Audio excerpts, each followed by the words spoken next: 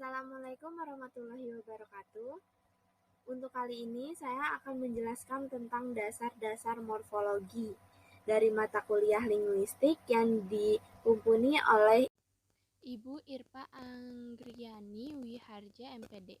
Sebelum dimulai, izinkan saya untuk memperkenalkan diri sendiri. Nama saya Karina Novia Rukmana dengan NIM yang sudah tertera di sana dari Universitas Muhammadiyah Tangerang.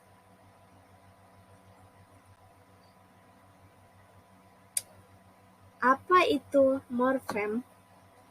Morfem adalah istilah terkecil mengisyaratkan bahwa satuan gramatikal itu tidak dapat dibagi lagi menjadi satuan yang lebih kecil.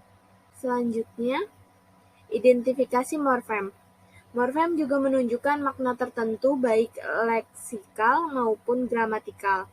Sebagai contoh, kita ambil bentuk di dalam rangkaian bentuk-bentuk berikut. Yang pertama ada dipukul, diambil, dipotong, diusir, dibawa, digali, dan dipasang. Akan tetapi, contoh tersebut dipukul, mereka menyatu. Ternyata, semua bentuk pada daftar di atas dapat disegmentasikan sebagai satuan tersendiri yang mempunyai makna yang sama, yaitu menyatakan tindakan pasif. Jika dipukul mereka dipukul, di-nya menyatu, tidak ada spasi, maka itu ditandakan tindakan pasif.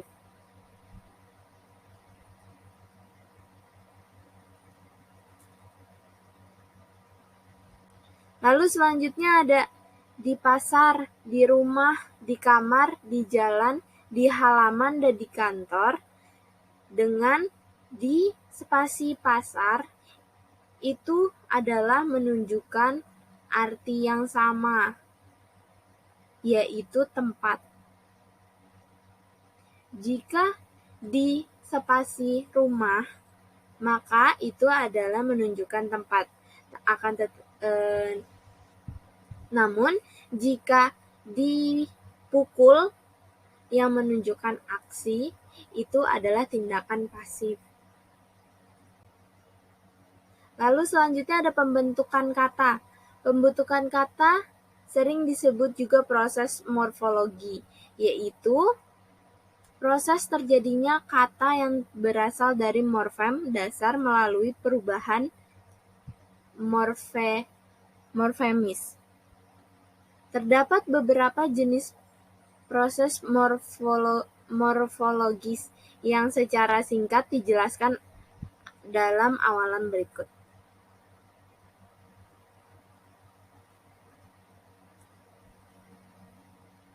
Contohnya, ada gramatikalisasi. Gramatikalisasi adalah proses perubahan tatanan dari morfem ke kata yang dapat tatanan sintakis merupakan perubahan tatanan pertama, seperti morfem ber, ter, ke, dan sejenisnya yang tergolong morfem terikat tidak dapat berlangsung menjadi kata. Lain halnya dengan bentuk seperti rumah yang berstatus morfem bebas yang dapat langsung menjadi kata. Yang kedua ada afiksasi. Afiksasi adalah proses penambahan afiks pada sebuah dasar atau bentuk dasar. Contoh afikasi yaitu yang ada 5 jenis. Yang pertama yaitu prefiks, misalnya dalam awalan mem, di, ber, ke, ter, se, pem, dan pe atau per. Yang kedua ada infiks. Infiks dia yaitu L, M, dan Itu biasanya ada di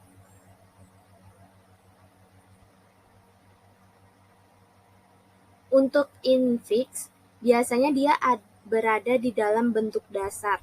Contohnya adalah L, M, dan R. Lalu yang ketiga ada sufiks. Misalnya dia, kan, i, nya, wati, wan, man, isme, dan isasi. Dia untuk sufiks dia biasanya ada di belakang bentuk dasar. Lalu yang keempat ada kombinasi afiks. Proses pembentukan kata yang berupa pemberian afiks secara kombinasi dari dua afiks atau lebih yang dihubungkan dengan dua bentuk dasar. Dalam bahasa Indonesia, misalnya dikenal beberapa kombinasi afiks, yaitu mekan, mei, memperkan, memperi, berkan, atau mei, atau bisa juga memkan, memi, ber, terkan, pean, dan senya.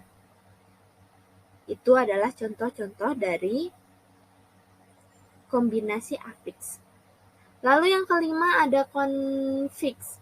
Konfiks yang terdiri dari dua unsur. Jadi konfiks adalah yang terdiri dari dua unsur.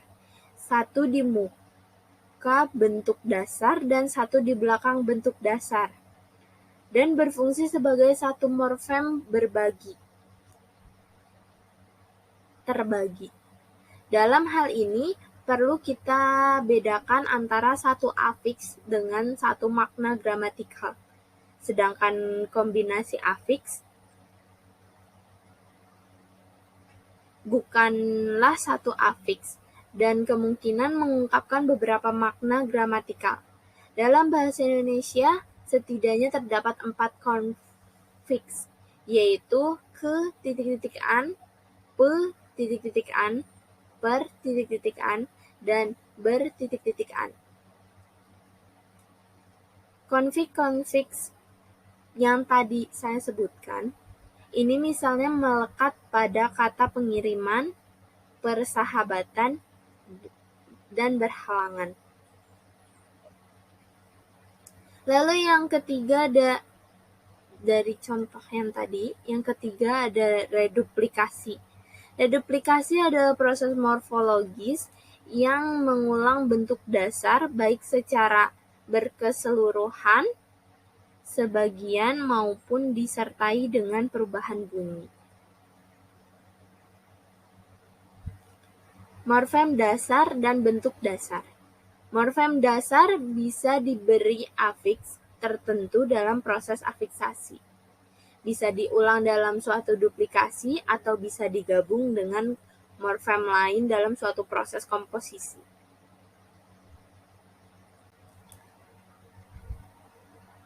Lalu ada pangkal atau biasa disebut stem dan akar yaitu root.